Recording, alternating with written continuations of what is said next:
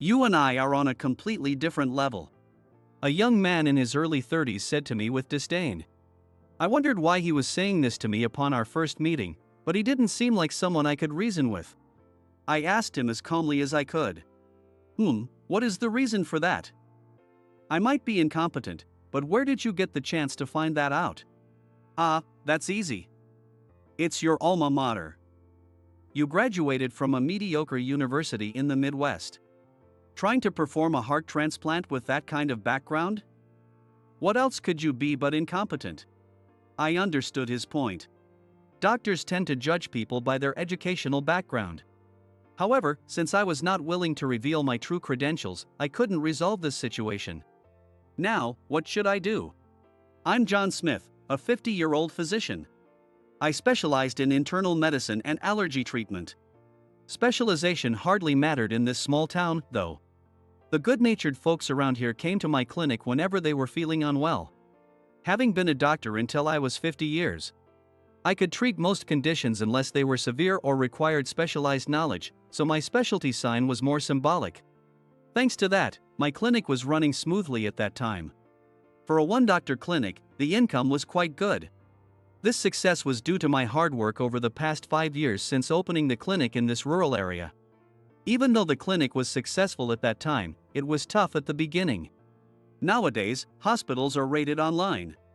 For the first week, I had no patients at all, which gave me time to read through nearly 10 thick medical textbooks, an experience I now look back on fondly. Even after the first patient came, the first 2 months were slow, so I occasionally worked as a surgeon at a nearby university hospital. It was not very dignified to say, but it was like a side job for a doctor.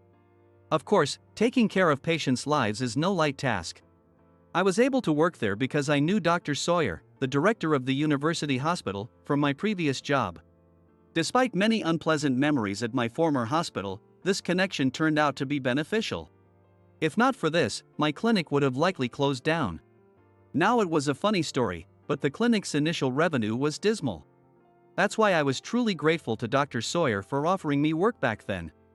As my clinic started to thrive, I no longer needed Dr. Sawyer's help. After all, university hospitals had many skilled doctors. They rarely needed external help for treatments. So, I was surprised when Dr. Sawyer called me during this period of my clinic's growth. John, I need you to handle a surgery. It's a heart transplant. We don't have an experienced surgeon at our university hospital. For safety, I'd like you to take it on. Can you do it? Dr. Sawyer's voice sounded apologetic. Well, heart transplants are among the most challenging surgeries, and few doctors would take it on as a backup. Moreover, if the surgery failed, the hospital might scapegoat the doctor involved. The risk was too high. If I were a manager, I would have declined. But I was a doctor. Therefore, I had a duty to save lives. With that resolve, I responded to Dr. Sawyer with determination. Understood, I will take on the task. However, please handle the risk management in case of failure. Heart transplant surgery is not a high success rate operation. Although our country boasts excellent results among developed nations, it's partly due to rigorous selection. Please keep that in mind. Yes, I understand. I am a doctor too, after all. But I believe you are not just a doctor with a degree, John. Of course. Just keep my educational background confidential, please. A degree can't save patients, it's the surgeon's skills that matter. I understand. However, doctors can be elitist to some extent. Some might cause trouble. I can't keep an eye on everyone. Be prepared. Dr. Sawyer's voice carried a heavy tone, emphasizing his point. It seemed there were such doctors at the university hospital. But that didn't concern me. I understand. But I believe a doctor's primary duty is to save patients, not to flaunt their degree. I ended the call with that, informed my staff about the clinic closure, and headed to the university hospital. It seemed arrangements were already made, as I was admitted immediately. However, once inside, things would get busy. Greetings to the hospital doctors, staff, and Dr. Sawyer. It was a day full of introductions. This heart transplant surgery was crucial for the university hospital's reputation. That's why the spotlight was on the surgeon performing it. Dr. Sawyer told me this. Despite the attention, I finished my greetings and met the heart transplant team. Given the surgery's importance, the team was composed of skilled doctors. When I greeted them, they all seemed experienced and well qualified. But one young doctor in his early 30s spoke out defiantly. "You and I are on a completely different level." I wondered why he was saying this upon our first meeting, but he didn't seem like someone I could reason with. I asked him as calmly as I could. What is the reason for that? I might be incompetent, but where did you get the chance to find that out? That's easy. It's your alma mater. You graduated from a mediocre university in the Midwest. Trying to perform a heart transplant with that kind of background? What else could you be but incompetent? I understood his point. Doctors tend to judge people by their educational background. However, since I was not willing to reveal my true credentials, I couldn't resolve this situation. Now, what should I do? As I pondered this, there was only one thing I could say. It might seem that way for a first-timer. However, I have performed successful heart transplants in the UK. You might have a great degree and be an excellent doctor, but you lack heart transplant experience. That's why Dr. Sawyer entrusted this surgery to me. That's all I can say. If you have any objections, please take them up with Dr. Sawyer. I can't overturn his decision. Fine. I'll lodge my protest properly. The young doctor in his 30s said that and walked away. He probably went to protest to Dr. Sawyer. Later, I learned that this young doctor, named Robert, was a well-regarded 36-year-old physician at the university hospital. He was known to be kind to staff, colleagues, and even patients. So I couldn't understand why someone like that would speak so harshly. But honestly, that didn't matter. As a doctor, my priority is saving patients' lives. With that mindset, I reviewed the patient's chart with the heart transplant team. I occasionally closed my clinic and commuted to the university hospital. I participated in mock surgeries, reviewed procedures, and communicated with the patient. I believed that trust in the patient could influence the outcome, especially when it was a matter of their strength at the final stage. 3 weeks after I started visiting the university hospital, I finally met the patient. It was the first time a patient widened their eyes in shock and screamed upon seeing me. Despite the initial shock, the patient said something like this. "Dr. Smith, have you worked at a hospital in the UK?" The patient's name was Mark, 28 years old. He turned out to be the younger brother of Robert, the doctor who insulted me earlier. I didn't think I had met him before, but I haven't mentioned my time in the UK at this hospital. As I felt curious, I asked him. "Indeed, I have worked at a hospital in the UK. I apologize, but have we met somewhere before?" You wouldn't remember." He then recounted our past interaction. It was about 20 years ago. I performed a heart transplant on his father at the British hospital. During that time, I apparently reassured a worried Mark with these words. "Don't worry, Mark. I'm a graduate of the world's smartest university. I will definitely save him. Just wait and see." Hearing my younger self's words at 50 was quite embarrassing, but they resonated with Mark.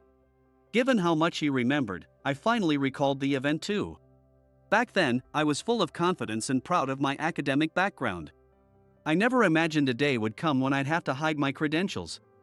Feeling a mix of emotions, I said to Mark, I remember now. You were that boy. You've grown up. But what I have to say now is a bit different from back then. Academic credentials don't matter. As long as I'm performing the surgery, I'll do my best to save you. There are no guarantees. But that's my mindset going into this. Yes, I understand. Please take care of me. 2 weeks later, with most preparations for the surgery complete, we were just waiting for the donor's heart when something happened. Rumors about me spread throughout the hospital. They said I graduated from a mediocre university in the Midwest and that my surgical skills were unreliable. They claimed my clinic referred many patients to this university hospital because I lacked the skills. They said I would definitely fail if allowed to perform the heart transplant. These baseless rumors were circulating everywhere. Using these rumors, Robert gathered 500 signatures and directly petitioned Dr. Sawyer to remove me from the surgery.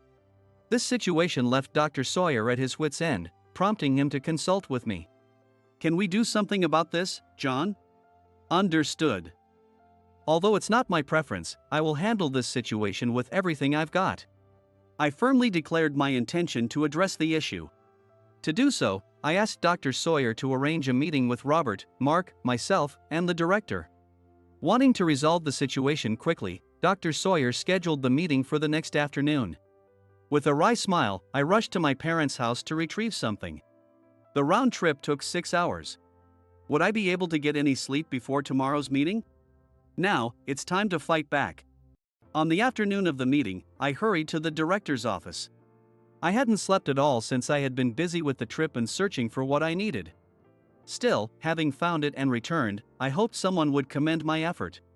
Entering the director's office with these thoughts, Dr. Sawyer looked at me in shock. Are you okay, John?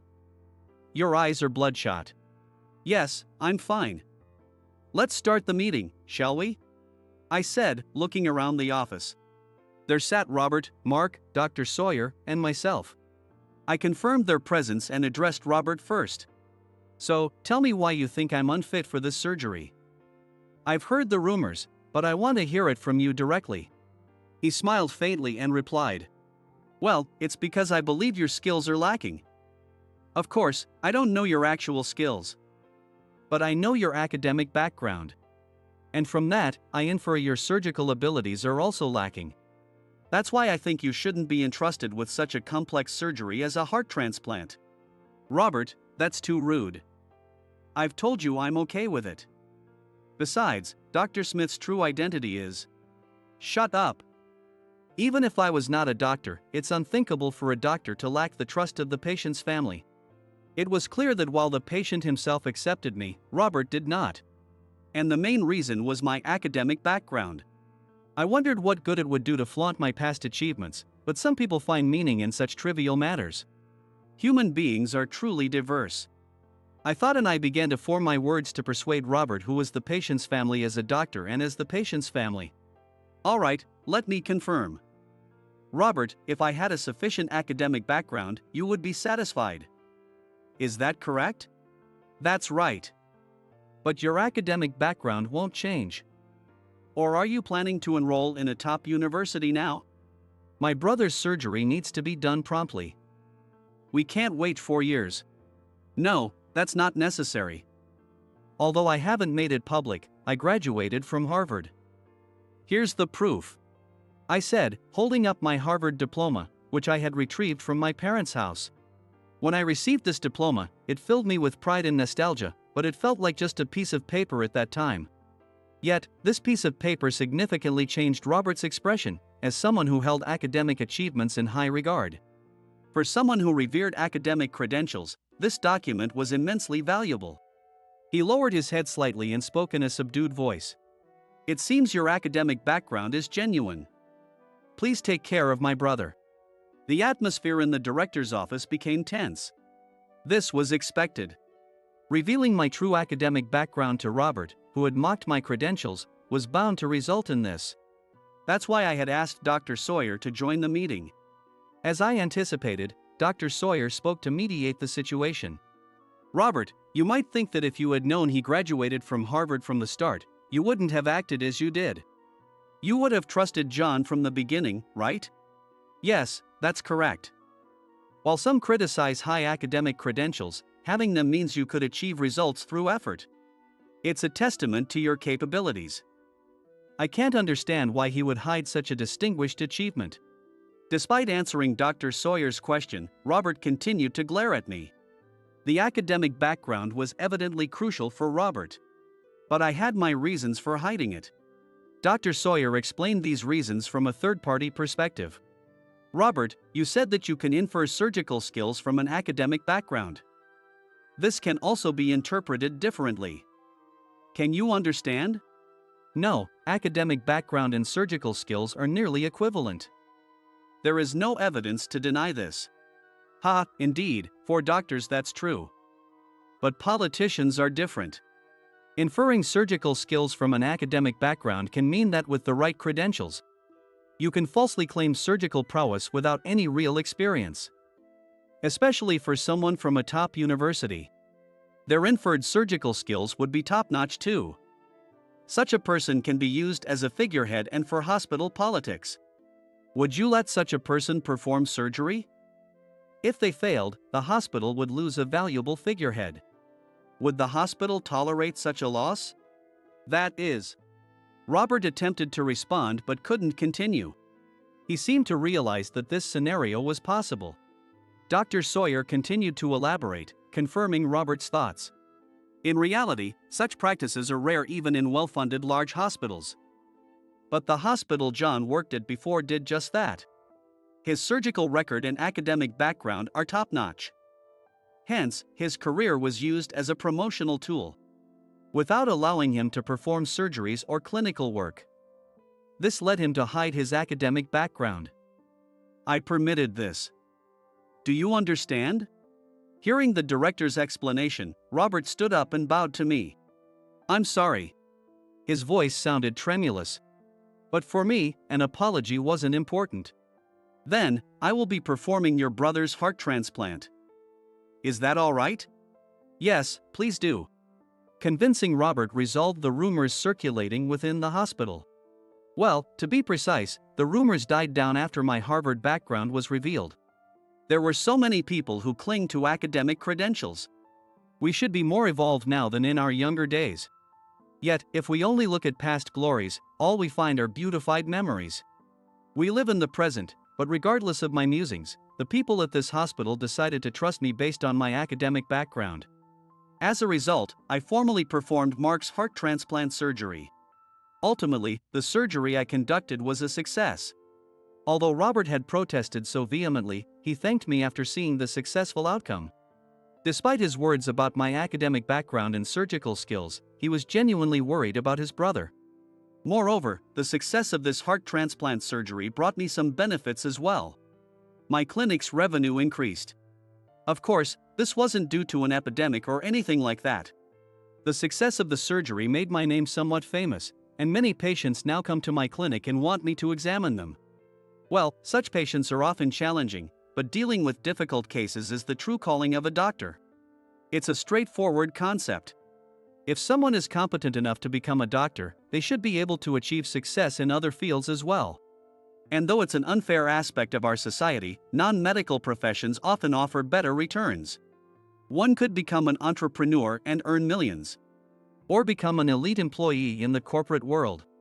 One could even aim for the popular financial independence, retire early movement. And like in my case, they could leverage the power of their academic background. They wouldn't be hindered by educational filters, and a degree from a prestigious university could serve as a powerful brand. Thus, it's relatively easy for someone capable of becoming a doctor to succeed in other fields. So why choose to become a doctor? The answers vary widely. Some might say it was their dream. Others might share stories of how a doctor saved their lives. But my reason is different. It's a bit embarrassing, but I became a doctor because I want to save lives. That's why I believe that academic credentials are meaningless if I can't save a patient's life. Conversely, I'll use my academic background if it helps save lives, no matter how distasteful it may be. And so, I continue to face my patients as a doctor today. Now, let me save your life. With that bold yet compassionate wish in my heart,